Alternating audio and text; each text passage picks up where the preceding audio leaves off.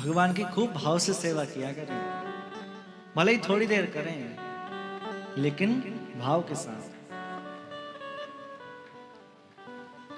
कल हम लोगों ने कथा सुन ली थी, राजा परीक्षित जी वन में गए, वहां उन्होंने एक किसी ऋषि के गले में मरा सर्प डाल दिया, आप सबने कथा सुनी है। और वहां उन्हें श्राप लग गया कि 7 दिन बाद तक्षक नाग दंश मार देगा। सब कुछ छोड़कर गंगा जी के तट पर पहुंच गए। अनेक अनेक ऋषि, क्या केवल मरने वाले परीक्षित जी हैं? हम आप लोग मरने वाले नहीं हैं। किसी को कल का ठिकाना है कि कोई सर्टिफिकेट लेके आए ऊपर से कि इतनी तारीख के बाद ही जाएंगे? परीक्षित जी को चिंता है, हम आप लोगों को कोई चिंता नहीं है। हम अपने सामने कितने लोगों को ले जाके फूके आते हैं, लेकिन हमें नहीं लगता कि हम भी किसी दिन मरेंगे। कलयुग का व्यक्ति ऐसे जीता है मानो कभी मरेगा ही नहीं, और मरता है तो ऐसा मरता है मानो कभी जिया ही नहीं है, कोई अस्तित्व नहीं है।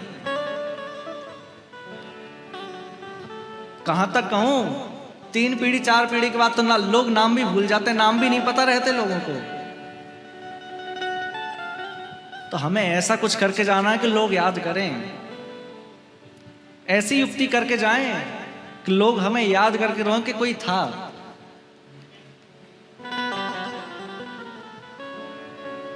कबीरदास जी कहते हैं ना, कबीरा जब हम पैदा हुए जग हंसे हम रोए, पर ऐसी करनी कर चलो हम हंसे जग रोए। कुछ ऐसा करके जाना है कि लोग याद करके रोए कि कोई था। लेकिन कैसे रोने वाले छोड़ने, एक कभी कभी दृष्टांत देकर समझाता हूं मैं। हमें रोने वाले तो छोड़ने, लेकिन कैसे? एक पति पत्नी थे, खूब झगड़ते थे आपस में, इतना झगड़ते थे कि पत्नी ने बोल दिया, अरे तुम मरोगे तो कभी कोई रोएगा भी नहीं। क्या बोल दिया? मरोगे तो कोई रोएगा भी नहीं तुम्हारी याद में। पति ने कहा, अरे तुम्हें नहीं रोना, मत रोना, मेरे रोने वाले बहुत हैं।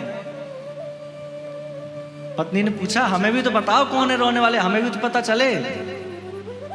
तो पति ने क्या कहा, सबसे पहले तो किराने वाला रोएगा, 3 महीने का उधार था। फिर दूध वाला रोएगा, 6 महीने का उधार है। तो हमें ऐसे रोने वाले नहीं छोड़ना है। हमें कैसे रोने वाले छोड़ना है? हम जाए तो हमारा नाम यहां स्थापित हो जाए, हमारा नाम अमर हो जाए। किसका नाम अमर हुआ है? भक्तिमती मीराबाई। युगों तक लोग मीराबाई का नाम जानते हैं, युगों तक जानते रहेंगे। कहां तक कहूं, मीराबाई के ऊपर लोग पीएचडी करते हैं। प्रश्न हे परीक्षित जी, आपने जो प्रश्न किया है ना, ये लोक हित के लिए है। कृतो लोक हितम नृप। क्या परीक्षित जी के लिए मुक्ति बड़ी कठिन थी? उनको क्या मुक्ति नहीं मिल सकती थी? ऐसे समझिए आप, परीक्षित जी बैठे हैं गंगा जी के घाट पर।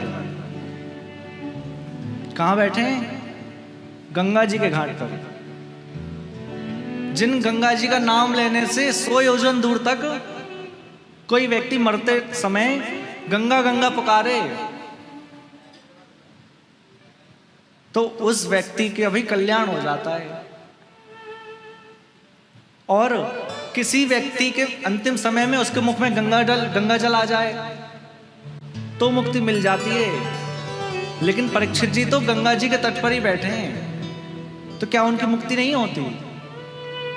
दूसरी बात कि नहीं, एक विशेष महापुरुष, कोई एक संत आ जाए, उनके दर्शन से मुक्ति हो जाती है। परीक्षित जी के सामने कितने महापुरुष बैठे हैं, व्यास जी बैठे हैं, पराशर जी बैठे हैं, कितने सारे महापुरुष संत बैठे हैं, क्या उन संतों के दर्शन से मुक्ति नहीं मिल जाती?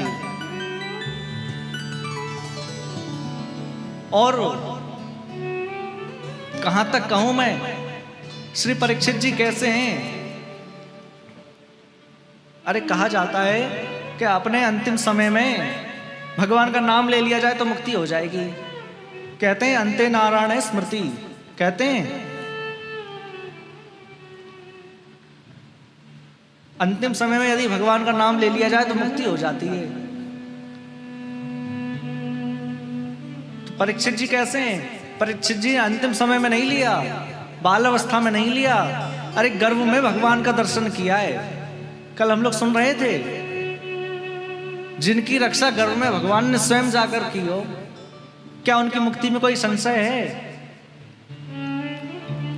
उनकी मुक्ति तो निश्चित होगी। लेकिन परीक्षित जी ने हम आप लोगों के लिए प्रश्न किया है कि मरने वाले व्यक्ति को क्या करना चाहिए। अब एक और बात मैं कहूं, हम मुक्ति क्यों मांगते हैं? मुक्ति कोई बहुत बड़ी चीज नहीं है।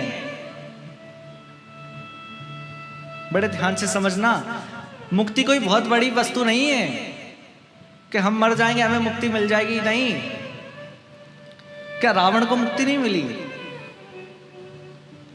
कंस को मुक्ति नहीं मिली? हम लोग भागवत में सुनते हैं कंस को सारूप पे मुक्ति मिल गई, भगवान जैसा रूप मिल गया, तो कंस को भी मुक्ति मिली, रावण को भी मुक्ति मिली, पूतना को भी मुक्ति मिली। तो उन्होंने भगवान से द्रोह कर कर मुक्ति पाली, और हम भगवान से भजन करके भी वही मुक्ति पाए, तो हम में और उनमें क्या अंतर है? अरे जब उनको भी वही मुक्ति मिलनी है, जैसे हम यहां से मरने के बाद वैकुंठ पहुंचे, वहां जन विजय द्वारपाल जो हैं वो कहें आइए आइए, स्वागत किया और आसन दे दिया, यहां बैठिए। अब आप बैठे और देखे बगल में रावण है, कंस है, पूतना है, तो वही मुक्ति उनको मिली, वही हमें मिल जाएगी। तो मुक्ति कोई बहुत बड़ी चीज नहीं है, सबसे बड़ी वस्तु है भक्ति। भक्ति हमारे अंदर आ जाए, उसी समय समझ लेना कि हमारा कल्याण हो गया। हम अपने कल्याण के लिए क्या करें? श्री सुखदेव जी कह रहे हैं, तस्मात् भारत सर्वात्मा भगवान ईश्वरो हरि, श्रोतव्य कीर्तितव्यश्च स्मर्तव्येश ताभयम्। परीक्षित, जो व्यक्ति अपना कल्याण चाहता है ना, वो केवल 3 काम करे। आप लोग भी नोट कर लीजिए कौन कौन से। पहला, श्रोतव्य, भगवान की कथा का खूब श्रवण करे, जो हम आप लोग कर रहे हैं। दूसरा, कीर्तितव्यश्च, भगवान की लीलाओं का खूब कीर्तन करे, खूब गान करे। कीर्तन कहते किसको है? हमारी माताएं कीर्तन करती हैं,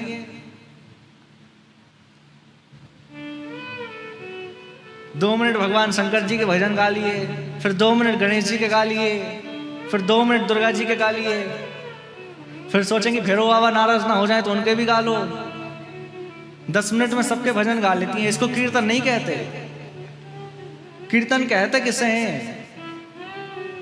ऊंचे स्वर में भगवान का नाम गाना ही कीर्तन कहलाता है, और भगवान की कीर्तियों का गायन ही कीर्तन कहलाता है।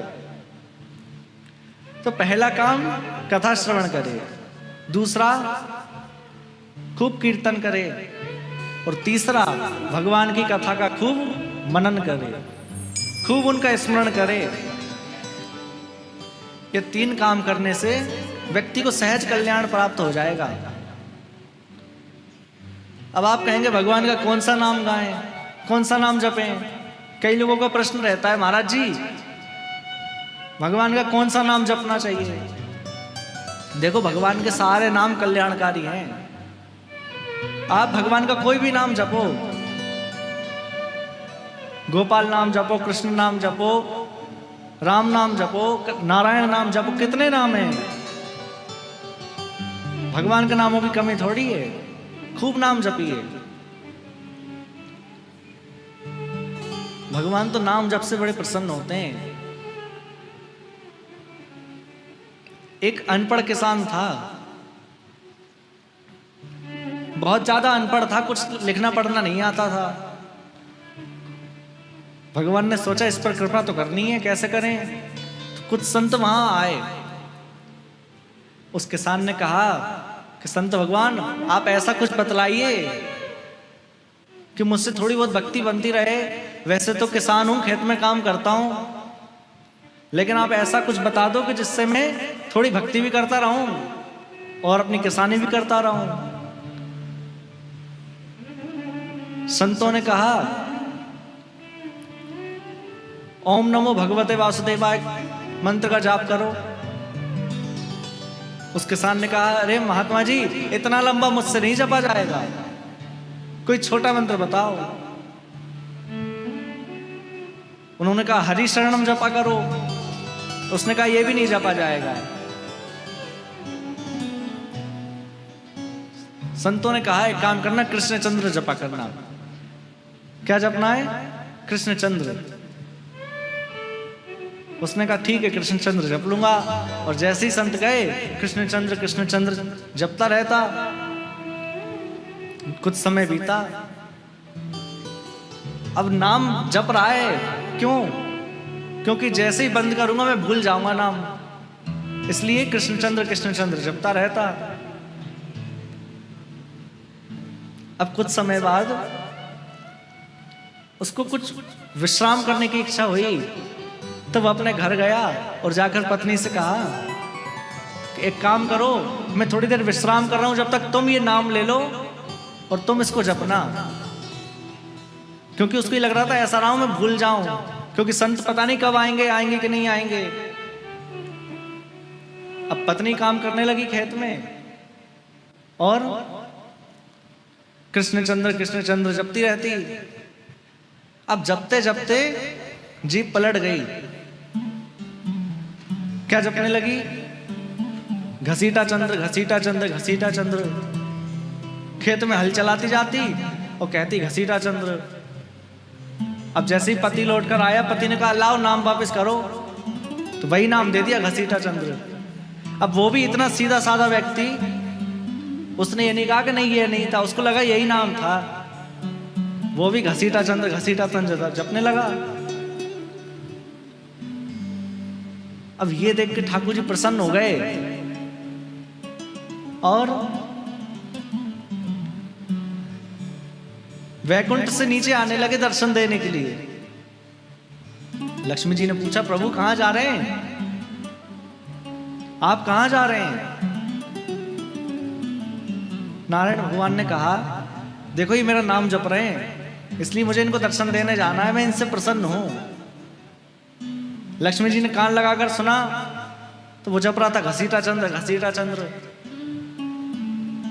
लक्ष्मी जी ने कहा, अरे प्रभु, हमें लगता है आपको कुछ गलतफहमी हो गई, ये आपका नाम नहीं जप रहे, पता नहीं किसका नाम जप रहे हैं। घसीटा चंद्र आपका नाम नहीं है। भगवान ने कहा, अच्छा आप हमसे ज्यादा समझदार हो गई। अरे हमारा घसीटा चंद्र भी नाम है। लक्ष्मी जी ने पूछा, आपका नाम कब पड़ गया? तब नारायण भगवान बता रहे हैं कि जब मैं मैया यशोदा के सामने खेलता था ना, छोटा था, घुटैया चलकर चले जाते थे बाहर, पूरे कपड़े गंदे कर लेते थे ब्रज की धूल में, और जैसे ही लौट कर आते थे तो यशोदा मैया कहती थी, और घसीटा चंद्र जी आप आ गए। तो ये मेरा नाम रखा गया, ये नाम अपने आप से नहीं जप रहा है। फिर भगवान ने जाकर उसको दर्शन दिए, उसका कल्याण किया है। तो भगवान का कोई भी नाम जपो, ऐसा नहीं हर कुछ जपने लग जाओ। भगवान का राम नाम जपो, कृष्ण नाम जपो, गोपाल नाम जपो, लेकिन कोई ना कोई नाम अवश्य जपना चाहिए। फिर सुखदेव जी ने ध्यान और धारणा की विधि बतलाई है। धारणा कैसे करें, ध्यान कैसे करें? तो सुखदेव जी कह रहे हैं, सबसे पहले अपनी आसन को जीते। जितासनो जित श्वासो जित संगो जितेंद्रिय। स्थूले भगवतो रूपे मनः संधारयेद्धिया। सबसे पहले आसन को जीते, फिर श्वास को जीते, उसके बाद संग को जीते। संग जीतने का अर्थ क्या होता है? संग जीतने का अर्थ होता है आसक्ति जीतना, किसी के प्रति आसक्ति ना रहे। फिर अपनी इंद्रियों को जीते, इस प्रकार भगवान में मन लगाएं। फिर सुखदेव जी ने ध्यान के दो प्रकार बतलाए। एक भगवान के सूक्ष्म रूप का ध्यान है और एक स्थूल रूप का ध्यान है। सूक्ष्म रूप का ध्यान मतलब छोटी से छोटी वस्तु में भी भगवान ही है, यह मानना सूक्ष्म रूप का ध्यान होता है। छोटी सी छोटी कुछ भी वस्तु हो, उन सब में भगवान विद्यमान है। और फिर भगवान के विराट नारायण का वर्णन किया है। ये जो सृष्टि है ना, पाताल से लेकर सत्यलोक तक, यह भी पूरी भगवान का ही विराट नारायण स्वरूप है। ये भगवान का ही अंग है सब। जो विराट नारायण भगवान है, उनके तलवे हैं पाताल, और उनकी एड़ियां और पंजे हैं रसातल। और जो ऊपर के लोग हैं वे भगवान के ऊपर के हिस्से हैं, और जो सत्य लोक है वो भगवान का मस्तिष्क है। ये जो नदियां हैं ये भगवान की नाड़ियां हैं, ये जो वृक्ष हैं ये भगवान के रोम हैं, और ये जो हवा चल रही है ना, ये भगवान की श्वास है। यह है भगवान की श्वास है। ऐसा हमें ध्यान करना चाहिए। सारी सृष्टि में भगवान को ही देखें। इसके बाद मुक्ति का वर्णन किया है। दो प्रकार की मुक्ति होती है, क्रम मुक्ति और सद्या मुक्ति। हम लोग कथा में सुनते हैं क्रम मुक्ति किसको कहते हैं? एक एक क्रम से ऊपर जाएं। लेकिन सद्या मुक्ति किसको कहते हैं? कि जहां है वहीं से सीधे पहुंच जाए भगवान के पास। इसको सद्या मुक्ति कहते हैं। ऐसे समझिए, कोई बड़ा अधिकारी आपको उससे मिलने जाना है, तो यदि उससे आपका परिचय नहीं होगा ना, तो आप जाएंगे, जाकर पहले रिसेप्शन पे बैठेंगे, फिर आपका नंबर लगेगा, फिर बड़ी देर में नंबर आएगा। बहुत सारे क्रम होते हैं ना। लेकिन उसी जगह पे यदि आप गए और आपने जाकर देखा, नेम प्लेट पड़ी, अरे भैया ये जो अधिकारी हैं तो हमारे बड़े खास हैं, बचपन में हमारे साथ पढ़ते थे, और उनको बताया कि आप अपने अंदर अधिकारी को बता दो कि आपके मित्र आए, नाम बता दो। तो जैसे ही वो आपका नाम सुनेंगे तो वो ये नहीं कहेंगे कि इनके लाइन में लगाओ कि रिसेप्शन पे बैठाओ। वो क्या कहेंगे? इनको सीधे ले आओ अंदर, कहीं रोको मत।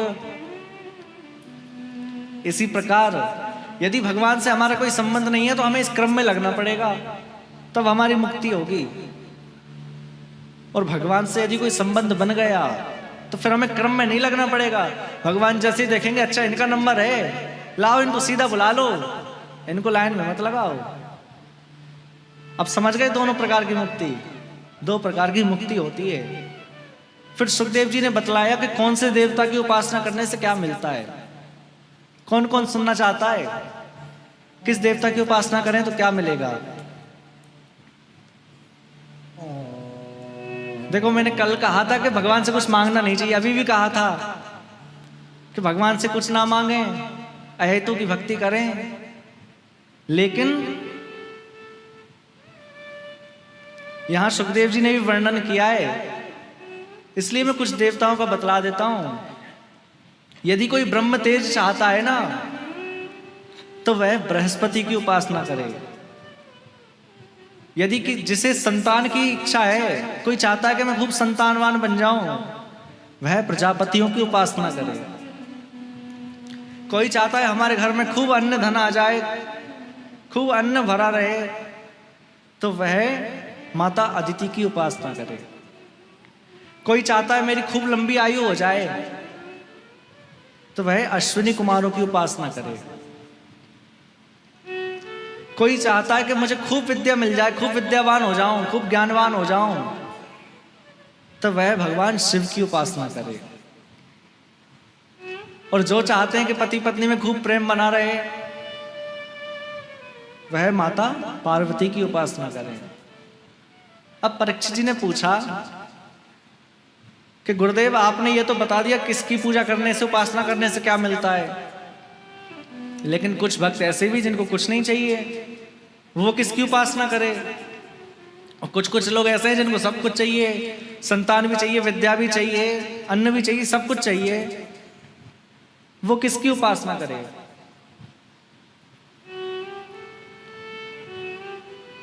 तो यहां श्री सुखदेव जी कह रहे हैं अकाम सर्व कामो वा मोक्ष काम उदारधि तीव्रेण भक्ति योगेन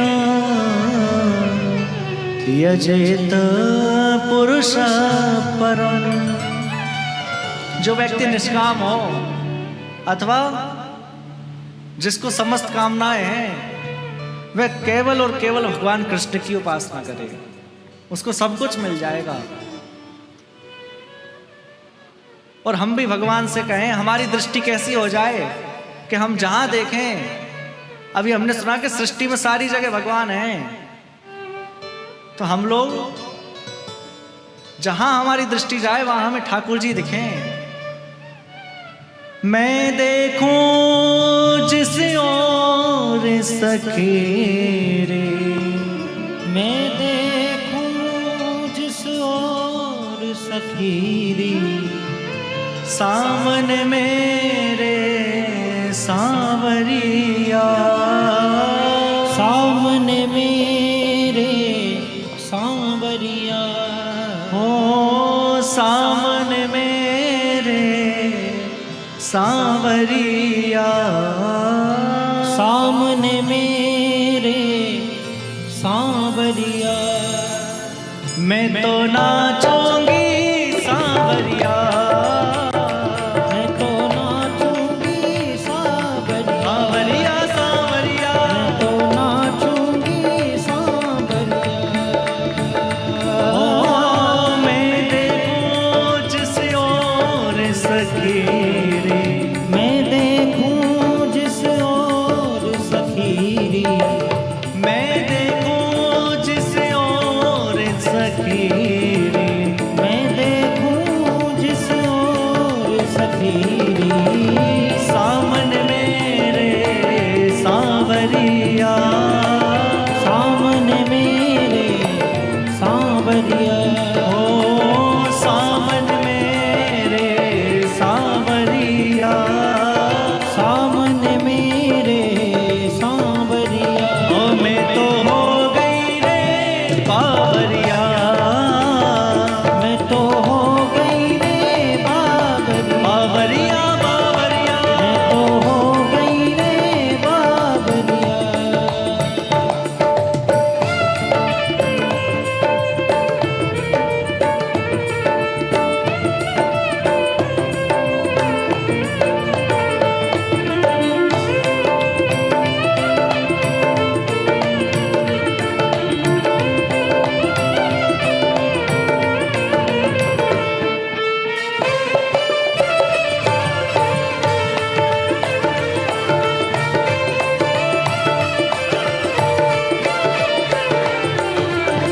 श्याम ने मुझको जोगन बनाया, शाम ने मुझको जोगन बनाया, श्याम ने मुझको जोगन बनाया, शाम ने मुझको जोगन बनाया, जोगन बनाया मुझे जोगन बनाया, जोगन बनाया मुझे जोगन बनाया, ओ जोगन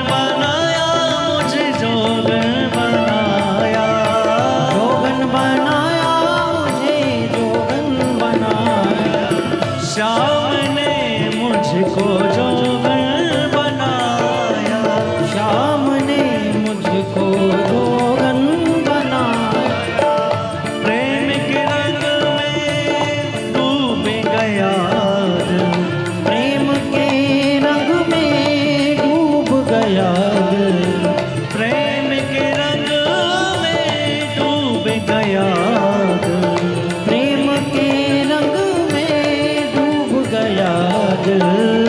जैसे जल में कागरिया, जैसे जल में गागरिया, ओ जैसे जल में कागरिया, जैसे जल में गागरिया, मैं तो हो गई रे बाबरिया, मैं तो हो गई रे बाबरिया, बाबरिया बाबरिया, मैं तो हो गई रे बाबरिया, बाबरिया बाबरिया, मैं तो हो गई रे बाबरिया।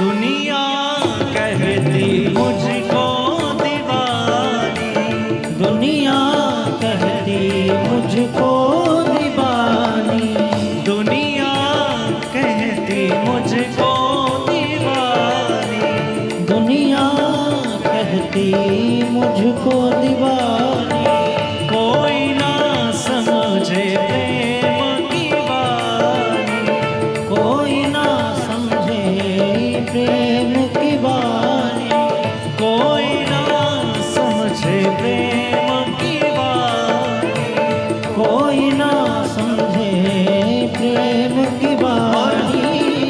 कैसे बताऊं कैसे बिछड़ी, कैसे बताऊं कैसे बिछड़ी, कैसे बताऊं कैसे बिछड़ी, कैसे बताऊं कैसे बिछड़ी, पी के मुख से बांसुरिया, पिय के मुख से बांसुरिया, पी के मुख से बांसुरिया, पिय के मुख से बांसुरिया। मैं तो नाचूंगी सांवरिया, मैं तो नाचूंगी सावरिया, सांवरिया सांवरिया, मैं तो नाचूंगी सावरिया।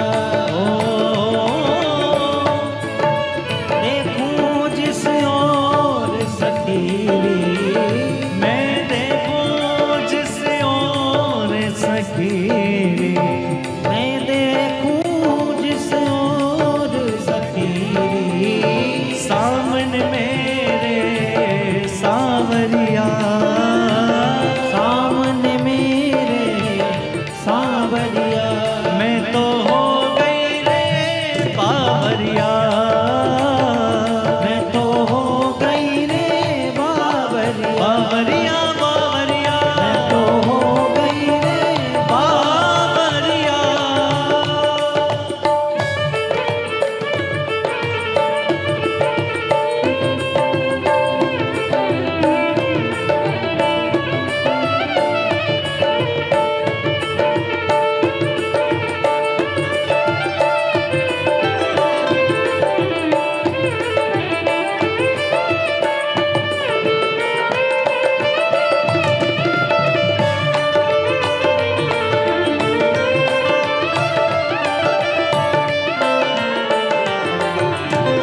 रो रो कर हर द्वार रटते रटते, कृष्णा कृष्णा रटते रटते, मीरा हो गई बावरिया, मीरा हो गई बावरिया, हो मीरा हो गई बावरिया, मीरा हो गई बावरिया। मैं तो हो गई रे बावरिया, मैं तो हो गई रे बावरिया, हो, मैं तो हो गई रे बावरिया, हो गई रे बावरिया।